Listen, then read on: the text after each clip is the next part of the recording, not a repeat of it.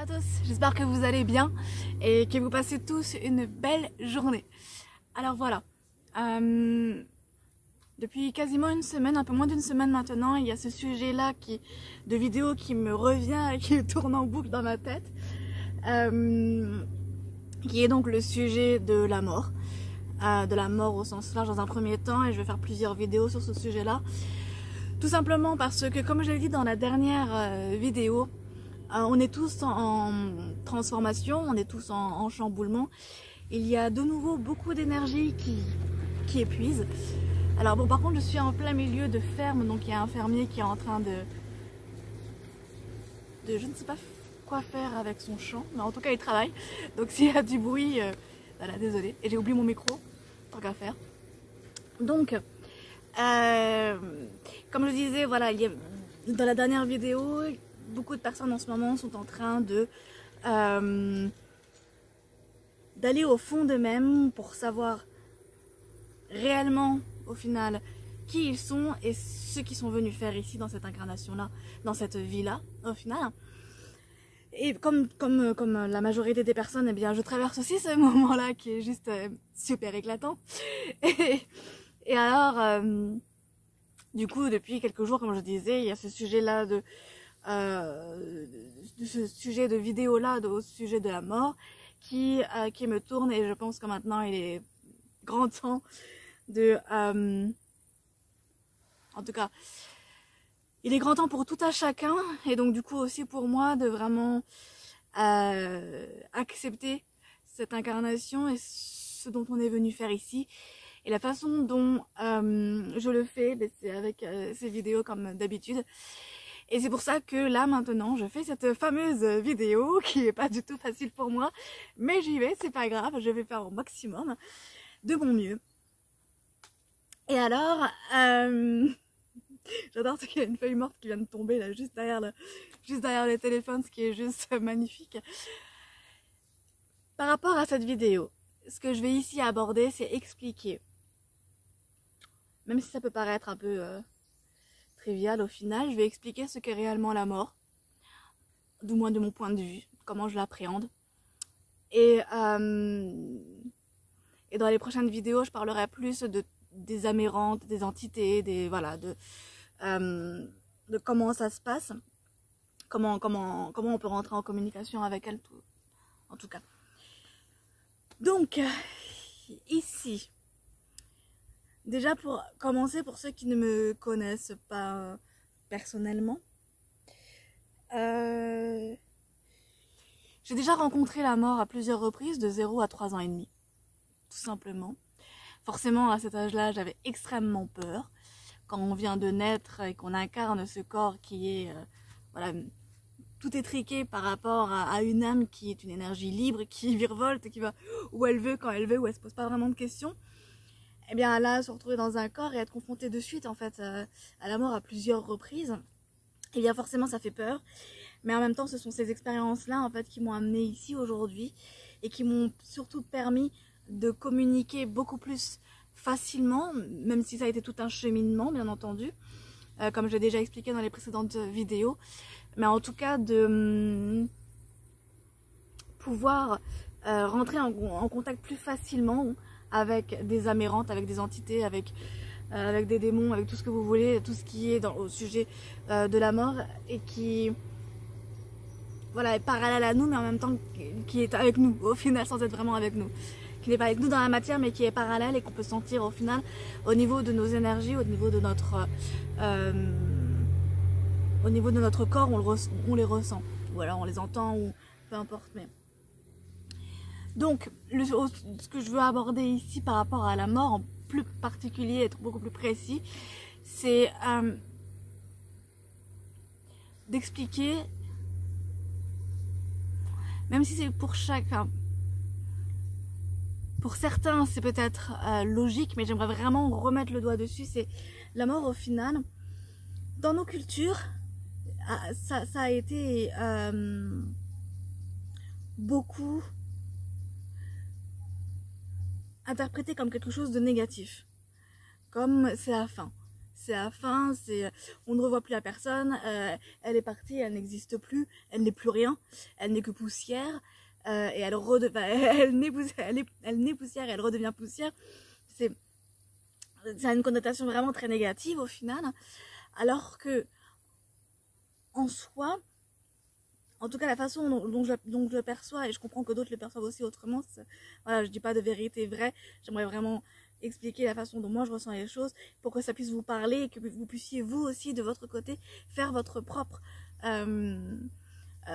avis sur la question. C'est vraiment ça le but des vidéos au final.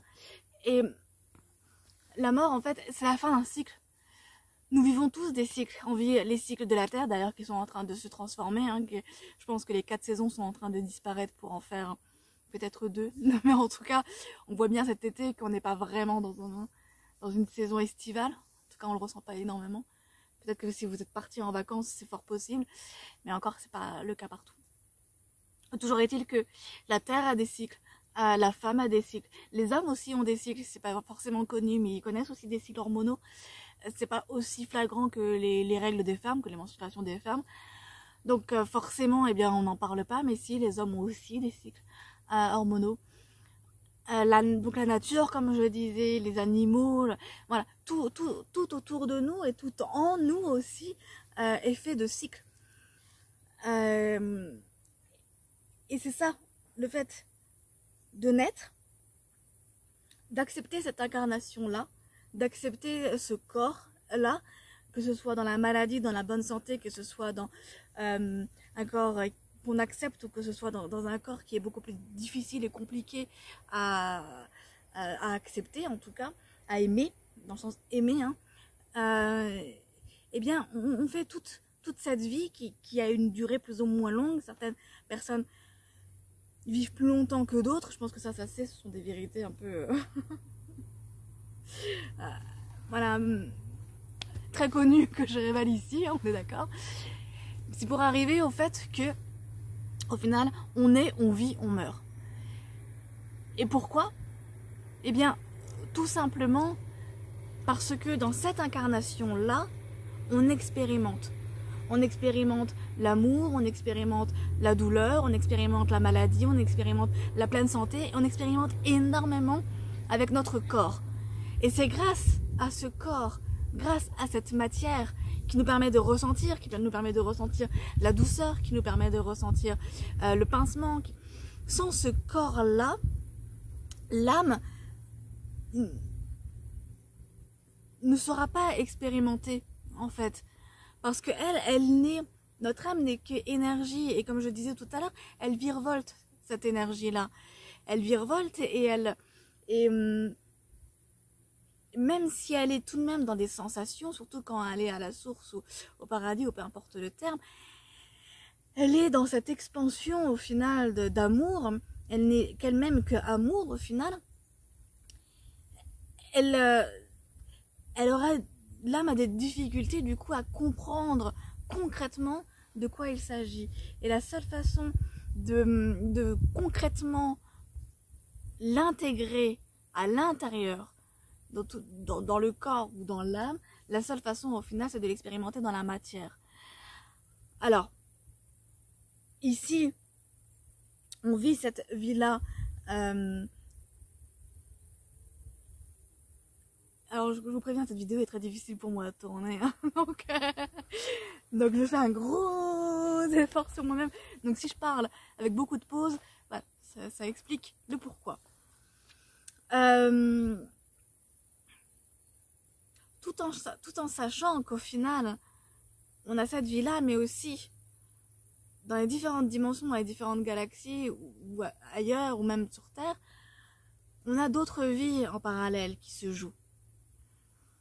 Et comme on a d'autres vies en parallèle qui se jouent, eh bien il y a des interactions qui se font d'un point de vue énergétique entre chacune de ces vies. Il y a un balancement qui se fait entre chacune de ces vies, finalement. Et le but étant que l'âme expérimente le plus possible, qu'elle expérimente le fait, parce que sur Terre on expérimente énormément la dualité, donc elle expérimente le fait d'être de faire du mal, d'être le bourreau, qu'elle expérimente le fait d'être le sauveur, qu'elle expérimente le fait d'être la victime, et que ce soit dans cette vie-là, ou dans les vies parallèles, ou dans même les vies karmiques, eh bien, tous ces rôles sont joués par notre même âme. Tous ces rôles sont joués de la même façon. Et c'est pourquoi il y a naissance, enfin du coup plutôt comment procréation, naissance, vie et mort. Et avant de s'intégrer dans ce corps-là, bon là je vais vous la dire à la façon très humaine, très très mentalisée, mais je doute que ce soit réellement comme ça, mais au moins ça permet de faire comprendre l'organisation des choses. C'est au moment en fait où un couple attend un enfant, eh bien le bébé, l'âme du bébé choisit ses deux parents. Donc la bonne nouvelle, si vous êtes parents, eh ben vos enfants vous ont choisi. Donc ça veut dire que vous êtes des bons parents automatiquement pour eux, parce que dans tous les cas, ils sont venus expérimenter ce qu'ils vivent avec vous pour pouvoir continuer à avancer dans leur cheminement d'âme. Voilà.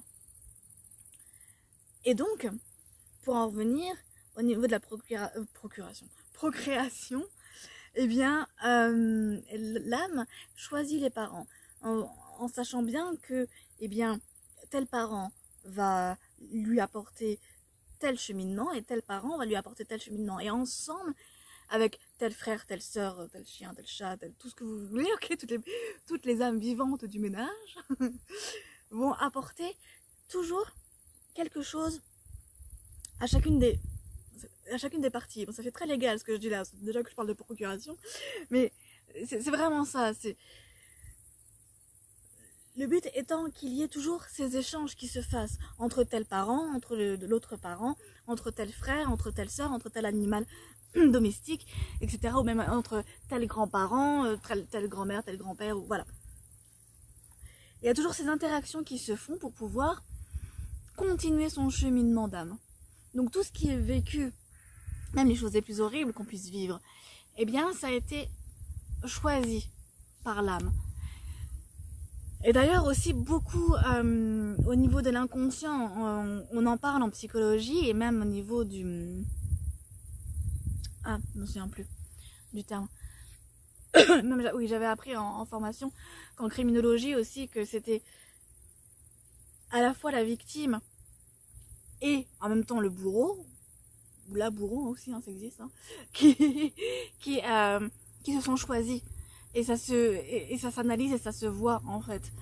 Donc, parce que tout ça est tout ça c'est expérimentation. D'ailleurs, ça fait des mois que j'ai envie de revoir Matrix, mais en gros c'est ça.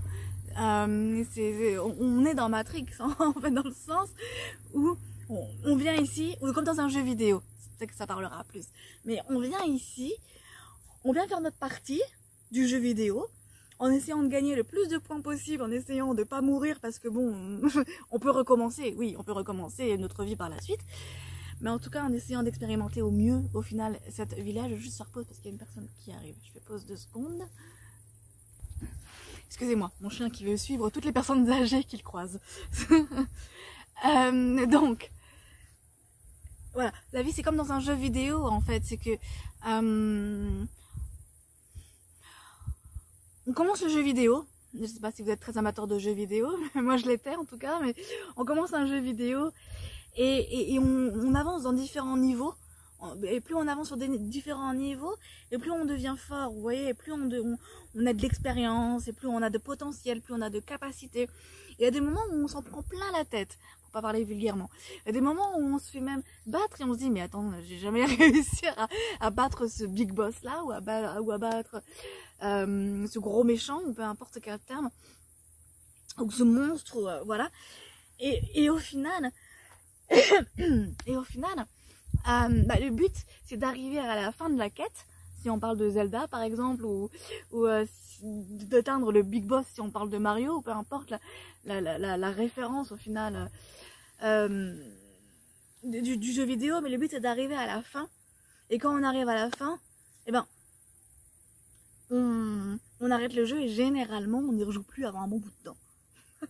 Généralement. Et bien en fait la vie c'est ça. La vie c'est ni plus ni moins, c'est ça. Et c'est ça qui est top en fait dans cette analogie, c'est qu'au final, hein, on en fait ce qu'on veut de notre vie.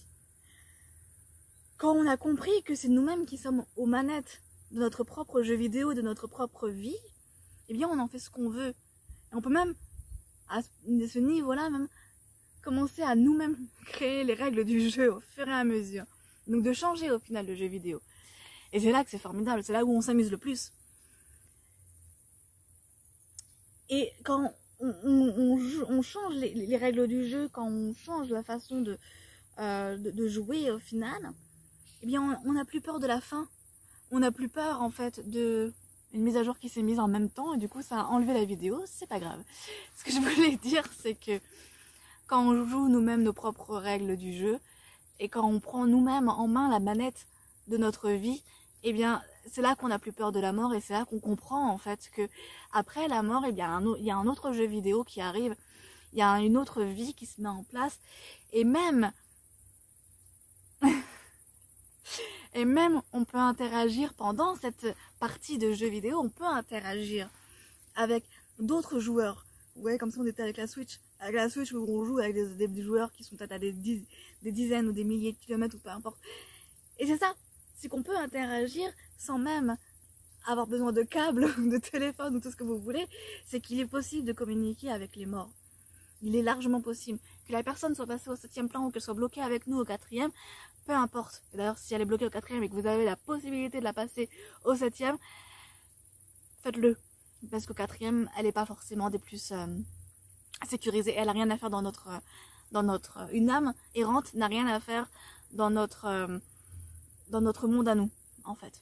Voilà, une fois qu'elle est morte, elle doit repartir à la source pour pouvoir être nettoyée, pouvoir redémarrer une autre incarnation, ou du moins apprendre et se remettre de sa précédente vie. Et d'ailleurs, bon, je continue sur l'analogie avec le jeu vidéo parce que c'est super parlant. En fait, j'ai pas pensé avant, mais c'est là que c'est super parlant parce qu'en fait, vous voyez, quand on démarre une partie, bon, on prend pas l'exemple de Zelda du coup parce que bon, la Zelda, bah, on est Link et puis c'est tout, on ne peut pas être un autre personnage. Mais par exemple, si on prend Mario, on choisit le personnage qu'on veut être. On choisit, si on prend les Sims même, je sais pas s'il y en a encore qui jouent aux Sims de nos jours, je sais pas si c'est encore trop d'actualité, mais on choisit, si on prend les Sims par exemple, ben on choisit le physique dans la mesure du possible, on choisit le prénom, le nom, le métier, on choisit tout, et en fait c'est comme ça une vie, c'est on vient, on choisit le corps qu'on aura, on choisit la santé qu'on aura ou pas de santé, on choisit même les personnes avec qui on va avoir des relations amoureuses, on choisit tout. Après la question est de savoir, une fois qu'on est en train de vivre cette vie-là, comment on appréhende cette expérience. Quand il arrive une expérience négative qui fait mal, qui est douloureuse, et ça arrive à tout le monde, même d'ailleurs de perdre quelqu'un, comment on va transformer cette expérience en quelque chose qui va nous tirer vers le bas ou alors qui va nous faire monter encore plus haut. Et c'est là toute la difficulté de la vie au final. C'est que quand il nous arrive un truc, c'est de savoir le transformer, le transmuter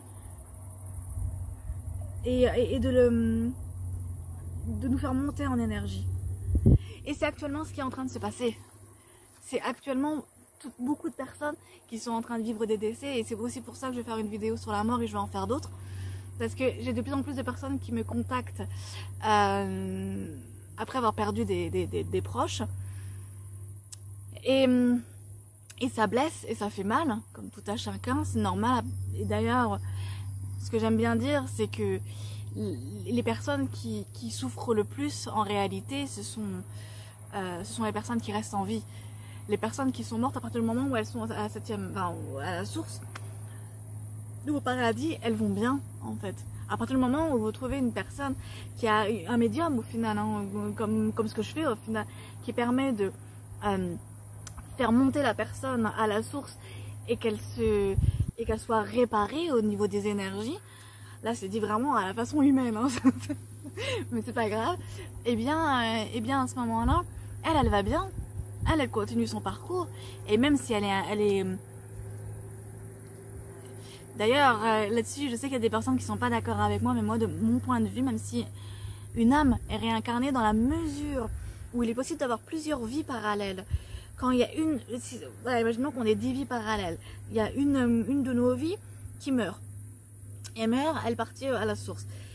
Et cette vie-là, bah, elle avait des proches, elle avait des personnes qui l'aimaient et qui la pleurent sur plusieurs années. Ce qui est tout à fait normal, qui est un cheminement, encore une fois, humain, et le deuil est important à vivre.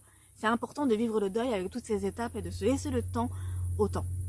Là-dessus, voilà. Je ne dis absolument pas le contraire par rapport à ça. Mais ce que je veux dire, c'est que l'âme, une fois qu'elle est montée, eh bien, et quand elle a décidé de se réincarner, comme l'âme, c'est comme une énergie. Quand on allume la lumière, vous pouvez avoir, par exemple, 10 vous pouvez avoir 10 ampoules accrochées au même interrupteur, enfin à la même gaine qui arrive à l'interrupteur, hein, que ce soit clair. Eh bien, la lumière va allumer les 10. Il y a une ampoule qui pète, eh bien on change l'ampoule et puis elle se réallume. Et bien c'est pareil pour une réincarnation au final. Donc quand une réincarnation, quand une âme remonte et se réincarne, pour moi elle peut toujours rester en contact avec nous. Je sais qu'il y a certains médiums, certaines personnes qui disent une fois qu'elle est réincarnée, on ne peut plus communiquer avec elle. J'ai vraiment un doute dans la mesure où l'âme est indivisible, elle est infinie. L'âme c'est la source. Et la source c'est l'âme. Donc, si l'âme est infinie, tout comme l'électricité au final est infinie, eh bien, pourquoi elle ne pourrait pas nous recontacter? Ça me paraît être une croyance limitante. Une croyance de... Eh ben, tout a une fin, et tout est limité, et alors du coup, bah, l'âme aussi elle est limitée, mais non, tout est illimité en fait. Et bien sûr, quand on est sur Terre, quand on est dans cette incarnation sur Terre, on a cette éducation du... la Terre a des ressources limitées, la Terre arrive elle est en train de se mourir, je ne sais pas ce que j'ai pu entendre d'autres, peut-être sur des trucs dont je ne crois absolument pas, parce que à mon sens, ce que nous sommes en train de vivre par rapport à tous ces changements météorologiques, eh bien pour moi c'est la Terre-Mère, donc Gaïa, notre maman à tous, c'est comme ça que moi je la vois personnellement, qui est en train de punir des humains adolescents qui sont en pleine crise d'adolescence, en train de faire n'importe quoi, et pour les remettre à leur place, eh bien elle gronde. Elle gronde comment? Avec le feu, avec l'eau, principalement, et je pense qu'il y aura aussi bientôt le vent, pour nettoyer et pour... allez, on épure tout ça, quoi. On épure parce que là, l'humain est en pleine crise d'adolescence, il fait n'importe quoi, donc maintenant je reprends le dessus. Donc, ce serait sous-estimer la Terre que de penser qu'elle serait en train de se mourir. Je pense que la Terre, elle est assez grande pour faire partir les nuisibles et pour... Enfin, c'est un peu flippant ce que je viens de dire. Mais non, c'est pas dans le sens... Comment me rattraper avec ça? Ce que je vais dire, c'est que avec tous ces changements météorologiques, on est en train de repenser notre façon de faire. Et ça va pas se faire en quelques mois, ça va pas se faire en une année, ça va se faire sur les 10 prochaines années. C'est-à-dire que là, pendant quelques années, ça va être difficile au niveau météorologique et dans d'autres sociétales, économiques, politiques, tout ce que vous voulez, pour que tout ce qui n'est plus bon soit épuré. Tout ce qui n'est plus bon pour l'homme, pour l'humain, pour les animaux dont nous faisons partie, pour la terre, et bien tout ça va être épuré et on va tout recommencer de façon plus belle et de façon plus harmonieuse. Et d'ailleurs, il y a le dernier livre de Frédéric Lenoir qui s'appelle Après la fin du monde, qui explique vraiment, mais superbement bien cela. D'ailleurs, je vais faire en recommandation lecture pour la semaine prochaine, je pense. Qu'il explique vraiment, mais formidablement bien, qui explique en fait que la Terre s'est rebellée dans un roman, il explique à travers un roman, que la Terre s'est rebellée, qu'il y a eu plein de catastrophes naturelles et qu'il y a une partie de la population qui est partie et que l'autre partie présente, elle est en train de reconstruire un nouveau monde. Un nouveau monde beaucoup plus sur l'équité, sur l'équité au-delà de l'égalité au final. Et sur des valeurs beaucoup plus sûres où il n'y a pas de valeurs économiques en fait, où il n'y a pas de, c'est même pas une valeur économique, mais c'est où il n'y a pas d'échange monétaire, où il y a des choses beaucoup plus terre à terre. Et je suis en train de m'égarer par rapport à mon sujet d'origine. Mais toujours est-il, je m'éloigne pas tant que ça parce que la Terre, elle est en train de vivre une petite mort. Et nous sommes tous, nous, en train de vivre à l'intérieur de nous une petite mort. Une petite mort, c'est quand quelque chose de difficile nous arrive, nous confronte à nos plus pires peurs, à nos plus grandes peurs. Où on est confronté, où on est face au mur et on se dit bah merde, maintenant il va falloir que j'agisse. Et il y a énormément de personnes autour de moi qui sont en train de vivre ça. Et comme le pire cauchemar qui était en train de se réaliser, en fait. Et ça fait peur. Et c'est à ce moment-là, quand on est en train de toucher ce fond-là, où on est en train de vivre cette petite mort à l'intérieur, eh bien, c'est à ce moment-là exactement que notre conscient et que notre inconscient peuvent enfin travailler ensemble, que la partie mentale et la partie créative qui est à l'intérieur de nous peuvent enfin travailler à l'unisson, c'est ça le mot que je cherchais, à l'unisson pour en faire quelque chose de formidable. Pour avoir des idées, pour avoir des... Oui, pour avoir des idées pour se sortir de cette situation au final. Pour se sortir de là et d'en ressortir beaucoup plus centré sur nous, sur ce qu'on veut réellement. Et c'est ça la petite mort intérieure, et c'est ce qu'on vit tous. Et ça fait peur, et je comprends que ça fasse peur.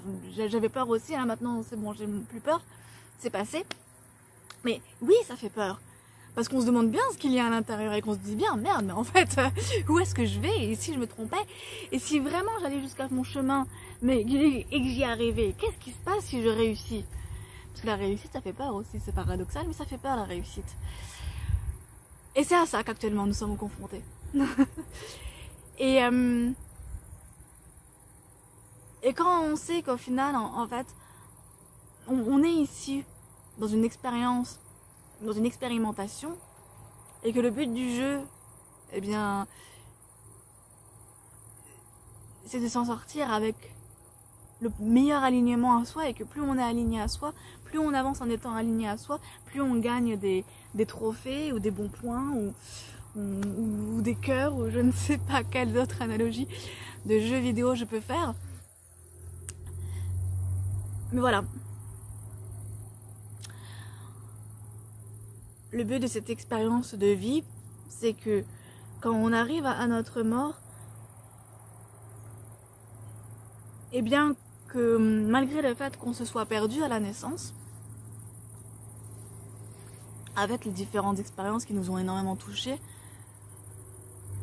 qu'on se soit réaligné à nous, et que au moment de notre mort, quand on remonte à la source, eh bien, qu'on puisse faire un bilan, sans jugement aucun. Ça, c'est très important. Contrairement à ce qu'on nous a inculqué, en particulier dans la religion chrétienne.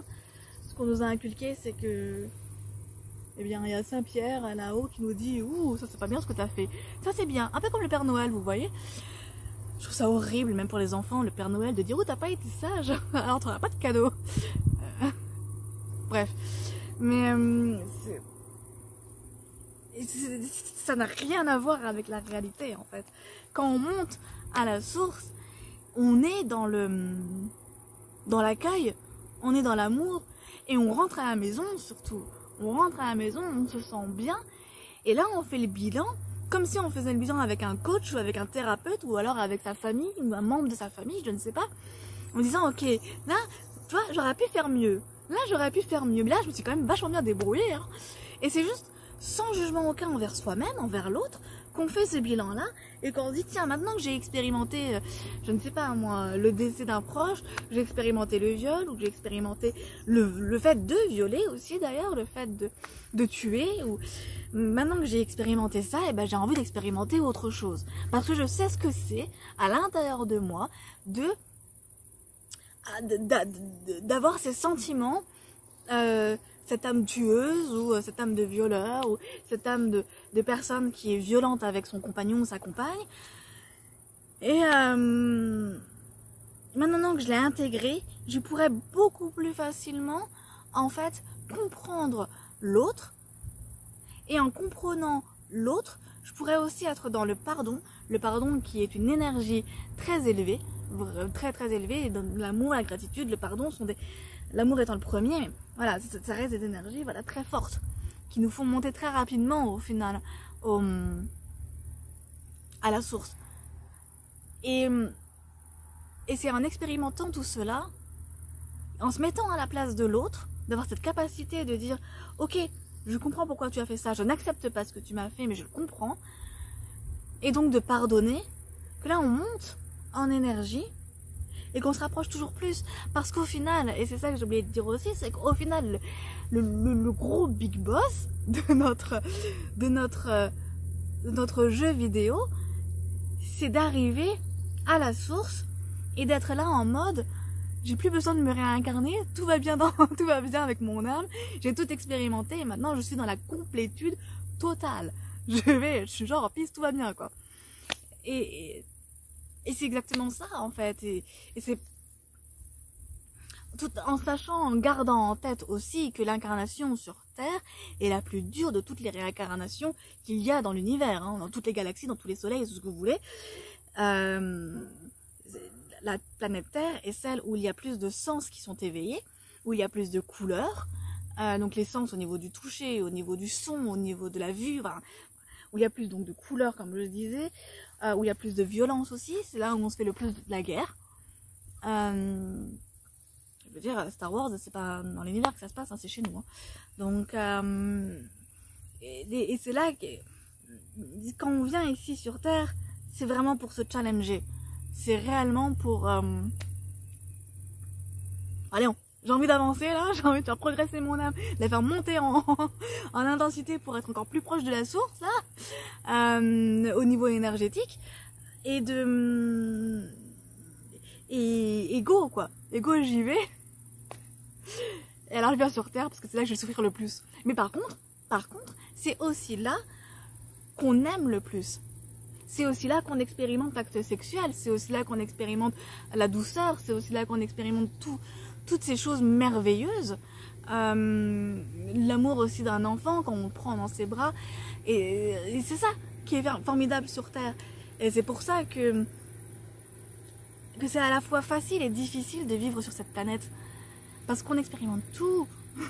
On a un large spectre énorme d'expérimentation. Et c'est formidable en fait. Donc, tout ça pour dire, et aussi un petit truc, quand j'ai dit que le but c'est de se rapprocher de la source, j'ai juste c'est d'y rester. Quand je dis se rapprocher, c'est quand on meurt, on va à la source. Après, il y a toujours des allers-retours qui se font, vous voyez. Là, le but, c'est d'y rester et d'y être bien. Voilà. Ben écoutez, je pense que j'ai dit tout ce que j'avais à dire.